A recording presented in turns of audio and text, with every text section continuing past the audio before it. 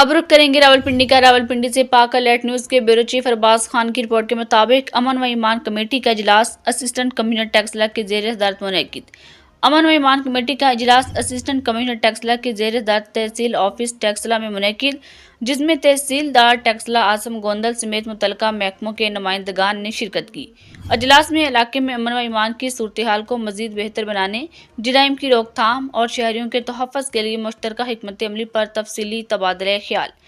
अमन committee के अरकान ने इंतजामिया के साथ हर मुमकिन ताउन की यकीन दहानी करवाते हुए कहा कि इलाके में पुरअमन माहौल के क़याम के लिए अवाम और इंतजामिया का बाहमी राब्ता नागज़ीर है। इजलास के अख्ताम पर असिस्टेंट कमिश्नर टैक्सला ने कमेटी के किरदार को खूब सराहा और कहा कि अवामी ताउन के बगैर अमन के क़याम का ख्वाब शर्मिंदा तबीर नहीं हो सकता।